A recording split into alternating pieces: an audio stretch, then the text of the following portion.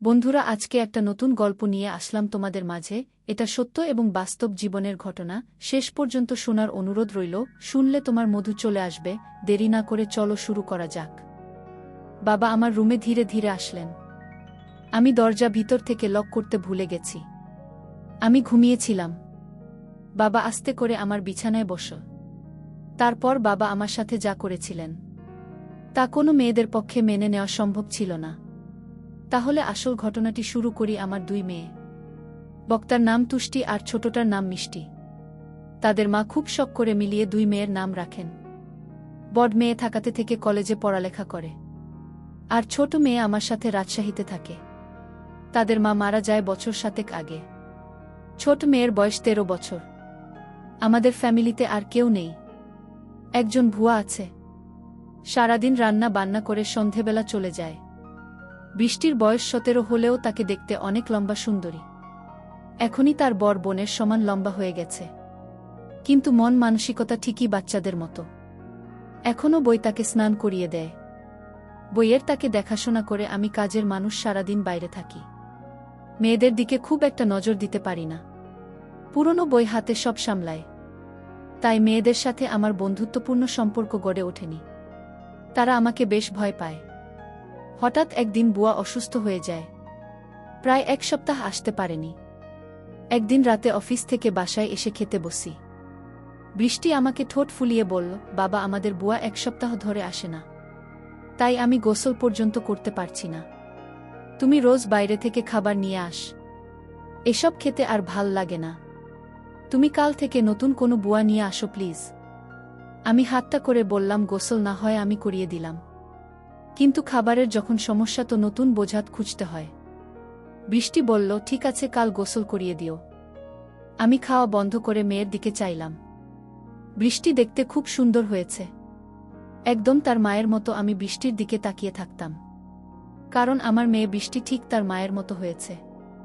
আমি আমার মেয়ের চেহারার দিকে তাকালে আমার স্ত্রীকে যেন খুঁজে পেতাম। আমি ভাবতে লাগলাম, মেয়েটি তো বড় হয়েছে, তারপরও এখনও বাচ্চাদের মতো আচরণ করে। তাকে গোসল না করিয়ে দিলে সে গোসল করবে না। আমি বাবা হয়ে মেয়ের দায়িত্ব নিতে। আমি বৃষ্টিকে বললাম, তুই এখন নিজের গোসল করা নিজে শিখ, কারণ কিছুদিন পর তোর শ্বশুরবাড়ি যেতে হবে। মেয়ে তখন বলল, বাবা আমি কোনোদিন শ্বশুরবাড়ি যাব না। আমি তোমার সাথে সারা জীবন থাকব। এই বাড়ি ছেড়ে আমি কোথাও যাব না। আমি আমার মেয়ের কথা শুনে অবাক হয়েছিলাম। এই মেয়েকে নিয়ে আমি কি যে করি। পরের দিন তাকে আমি গোসল করিয়ে দিলাম, নিজ হাতে তুলে ভাত খাইয়ে দিলাম।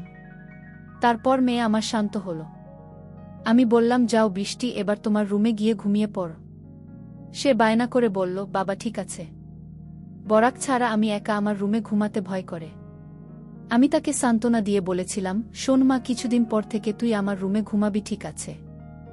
এখন নিজের রুমে গিয়ে ঘুমিয়ে পড়ো মা। তারপর মেয়ে যখন তার নিজের রুমে ঘুমাতে গেল, আমি গভীর রাতে আমি ধীরে ধীরে মেয়ের শোবার ঘরে গেলাম। গিয়ে দেখি সে টিভি দেখছে।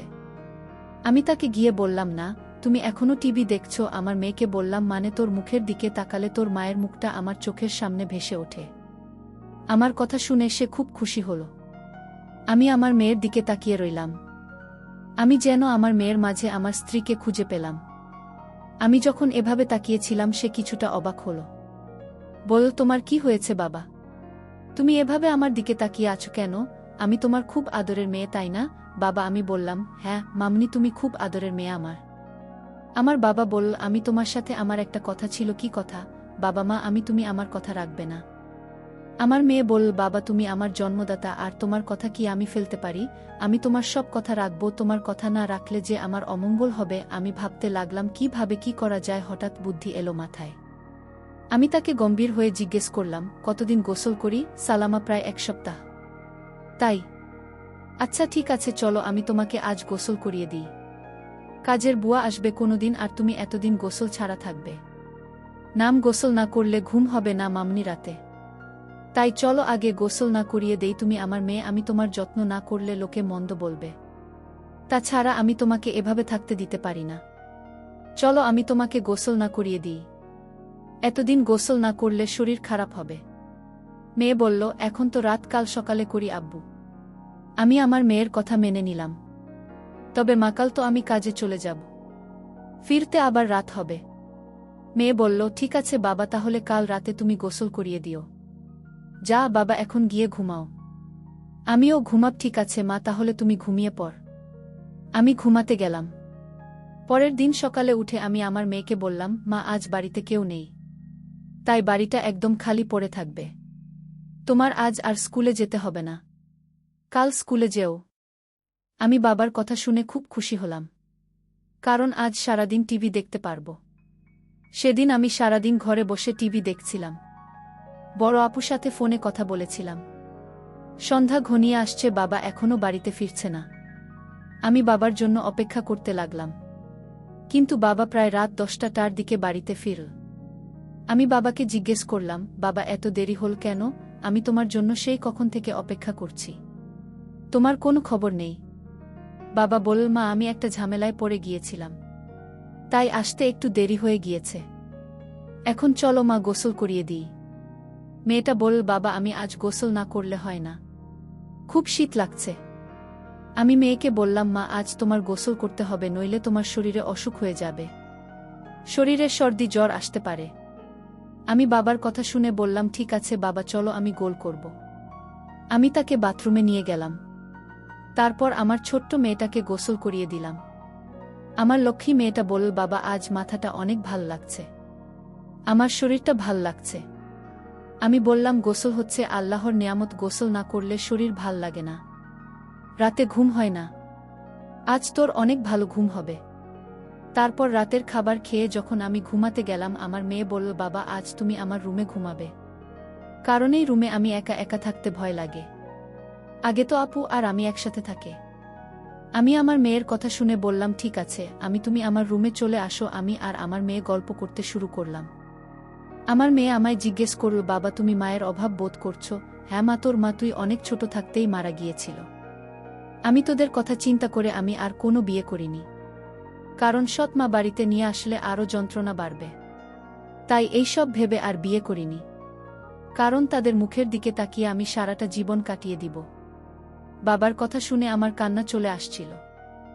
আমার বাবা তার নিজস্ব খোঁজেননি, আমাদের সুখের জন্য বাবা সারা জীবন এভাবেই কাটিয়ে দিল। আসলে এরকম বাবা হয় না এই জুটি, কিন্তু আমি যে ভাবনাটা ভেবেছিলাম সেটা আমিই ভুল ভেবেছিলাম। জানি না সেটা ভুল না সঠিক। আমি পরদিন রাতে বাবার রুমে থাকতে চাইনি, কারণ রাতে বাবা নাক ডাকে এটাও সমস্যা ছিল না। আমি বাবাকে পাশে রেখে মোবাইল দেখতে পারি না, আর সেই জন্য সিদ্ধান্ত নিলাম, আজ থেকে আমি আমার রুমে একা ঘুমাব। আমি পরদিন বাবাকে বললাম, বাবা আজ আমি একা একা আমার ঘুমাব। আর সেদিনই ঘটল আসল ঘটনা। আমি রাতে আমার রুমে যখন ঘুমাতে গেলাম, তখন বাবা আমায় ডাক দিয়ে বললেন, তুমি তোমার রুমে একা ঘুমাতে ভয় পাবে না? মেয়ে আমার বলল, না বাবা, আমি তো দিন দিন বড় হচ্ছি, আর এখন আমার একা একা রুমে ঘুমাতে ভয় করে না। বাবা তুমি ঘুমিয়ে পড়ো। কিন্তু আমার চোখে কোনো ঘুম নেই। আজ 15 বছর ধরে আমি একা। আমার স্ত্রী একটা রোড অ্যাক্সিডেন্টে মারা যায়। আমার স্ত্রী দেখতে অনেক সুন্দরী ছিল। আমার তো মন চায় অনেক কিছু করার। যাই হোক, আমার চোখে ঘুম আসছিল। ঘড়ির কাঁটার দিকে তাকিয়ে দেখি রাত প্রায় 1টা বাজে। আমি আস্তে করে আমার মেয়ের রুমের দরজার কাছে গেলাম। দরজা ধাক্কা দিতেই খুলে গেল। আমার মেয়ে হয়তো দরজাটা ভিতর থেকে লক করতে ভুলে গেছে। আমার আর কষ্ট হলো না। আমি রুমের ভিতরে ঢুকলাম। আমার মেয়ের দিকে তাকিয়ে দেখি কত শান্তির ঘুমাতে। মনে হচ্ছে নিষ্পাপ একটা মেয়ে, তাকে ড্রিমলাইটের আলোতে অনেক সুন্দর দেখা যাচ্ছিল, ঠিক তার মায়ের মতো। আমার কাছে মনে হলো এটাই বুঝি আমার স্ত্রী। আমার নিজের মেয়েটাকে দেখে আমার অন্যরকম অনুভূতির সৃষ্টি হলো। আমি ধীরে ধীরে মেয়ের বিছানার পাশে গিয়ে বসলাম। এক নজর তার দিকে তাকালাম। আমার অনেক ভয় করছিল, যদি আমার মেয়ে এখন জেগে যায়, তখন কিভাবে? আমি ভুলে গিয়েছিলাম এটা আমার মেয়ে শুয়ে আছে। এটা আমার জন্য একটা বড় সুযোগ। এসব ভাবতে ভাবতে হঠাৎ আমার মেয়ে জেগে উঠল। যে আমায় দেখে চমকে উঠল আর বলতে লাগল, বাবা এত রাতে তুমি কি করছো? আমি বললাম, কেন, আমি কি তোমার রুমে আসতে পারি না? কিন্তু বাবা আমি তো দরজা লক করে ঘুমাচ্ছিলাম। তুমি রুমের ভিতরে ঢুকলে কি করে? আমি বললাম, মা তুই ঘুমানোর আগে দরজা লক করতে ভুলে গিয়েছিলি, আর তাই তো রুমে আসতে পারলাম। বাবা তুমি ইদানিং কেমন জানি হয়ে গেছে। যাও তোমার রুমে গিয়ে ঘুমাও, যখন তখন আমার রুমে ঘরে চলে আসো। পরদিন সকালে আমি আমার মেয়েকে বললাম, মা গোসল করবে না, আমি চলে গেলে কে তোরে গোসল করাবেন? মেয়ে তখন বলল, বাবা আজ থেকে তোমার আর কষ্ট করতে হবে না, আমি নিজে গোসল করতে পারব।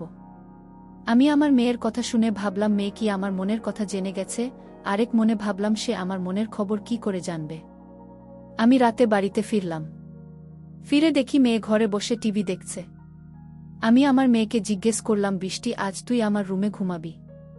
কারণ আমার শরীরটা ভালো না। আমি বাবার বাহানা কিছুটা বুঝতে পারছি, কারণ বাবার ইদানিং মনের ভিতর খারাপ কিছু চলছে। আমার বাবাকে সন্দেহ সৃষ্টি হল। আমি সিদ্ধান্ত নিলাম আমি আর বাবা রুমে ঘুমাব না। বাবা ইদানিং পাগলের মতো হয়ে গেছে। আমি আজ আমার রুমে ঘুমাতে গেলাম। রাতের শরীরটা ক্লান্ত ছিল, তাই আজ সকাল সকাল ঘুমিয়ে পড়েছিলাম। রাত যখন গভীর হল আমি অনুভব করলাম আমার রুমে কে যেন প্রবেশ করছে, আমার সাথে অদ্ভুত আচরণ করার চেষ্টা করছে। আমি যখন বুঝতে পারলাম, আমি ঘুম থেকে উঠে বাবাকে দেখতে পাইলাম। আমি বাবাকে বললাম, বাবা এত রাতে আমার রুমে কেন আসলে, আর আমার সাথে এমন আচরণ কেন করছো? বাবা তুমি ভুলে গেছো আমি তোমার মেয়ে, তুমি এখনই রুম থেকে বাহির হয়ে যাও। বাবা তখন চিৎকার করে বলল, আমি যে রুম থেকে যাব না, না, এই রুমে আমার স্ত্রী লুকিয়ে আছে, বের করে দাও আমার স্ত্রীকে। বাবার কথা শুনে আমি অবাক হয়ে গেলাম। আসো পুজো তো। বাবা এসব কি বলছে? বাবা আমি তোমার আদরের মেয়ে, তুমি এসব কি বলছো? বাবা তুমি যদি আমার সাথে খারাপ আচরণ করো তাহলে আমি ভুলে যাব তুমি আমার বাবা। বাবা আমায় বলল, আজ আমি মরে যাব তাও আজ এই রুম থেকে বের হব। বাবার এমন কথা শুনে আমি বাবাকে একটা ধাক্কা মেরে ফেলে দিলাম। বাবা তখন অজ্ঞান হয়ে লুটিয়ে পড়ল। আমি তাড়াতাড়ি বড়বাবুকে ফোন দিলাম। বড় আপু আর আমি বাবাকে হাসপাতালে নিয়ে গেলাম। বাবা 3 দিন যাবত অজ্ঞান ছিল। বড় আপু আমায় বলল, তুই নিজের বাবাকে ধাক্কা মারে। আপু তুই জানিস না, বাবা প্রতি রাতে আমার রুমে আসতো, অন্যরকম আচরণ করার চেষ্টা করত। তাই আজ আমি বাবাকে কখন যে ধাক্কা মারলাম তা বুঝতে পারি। বাবার যখন জ্ঞান ফিরল ডাক্তার বলল, আপনার বাবা পাগল হয়ে গিয়েছে, ওনার ব্রেন নষ্ট হয়ে গিয়েছে, আর তাই আপনার সাথে এরকম খারাপ করত। ডাক্তারের কথা শুনে আমি কান্না করতে লাগলাম আর বলতে লাগলাম, আমি বড় ভুল করে ফেলেছি। আমার বাবা জ্ঞান হারাচ্ছিল, আর তাই তো আমার সাথে এরকম করত। বাবা তো আগে এরকম করত না। আমাদের কথা শুনে বাবা বেড থেকে উঠে বসল, আর আমাদের 2 বোনকে উদ্দেশ্য করে বলতে লাগল, শোনো মা, ডাক্তার ভুল বলেছে, আমি পাগল নই, আমার মাথাও ঠিক আছে। আমি 15 বছর ধরে তোদের মাকে দেখি না, আর তাই সে আমার পাশে না থাকাতে আমি সারাক্ষণ চিন্তায় ডুবে থাকতাম, আমার কিছুই ভাল লাগত না। কিন্তু আমার ছোট মেয়ে বৃষ্টির দিকে তাকালে আমার মনে হতো আমার স্ত্রীকে খুঁজে পেয়েছি, কারণ বৃষ্টি দেখতে হুবহু তার মায়ের মতো, আর তাই আমার মেয়ে হিসেবে বৃষ্টিকে দেখতাম। এতে আমার চিন্তা কমে যেত। আমি প্রতি রাতে তার রুমে গিয়ে তার কাপড় চোপড় এলোমেলো থাকলে আমি তা গুছিয়ে দিতাম। এটা কি আমার অপরাধ? আমার নিজের মেয়েকে স্নেহ করা কি আমার অপরাধ? আমার মেয়েকে আমি দেখতে না পেলে আমার খুব কষ্ট হতো না? আমার মেয়েকে আমি সব সময় চোখে চোখে রাখা, সেটাও কি আমার অপরাধ? বাবার মুখে এমন কথা শুনে আমি হাউমাউ করে কান্না করতে শুরু করলাম। বাবার পায়ে ধরে আমি বাবার কাছে ক্ষমা চাইলাম, বাবা তুমি আমায় ক্ষমা করে দাও, আমি তোমাকে ভুল বুঝেছিলাম।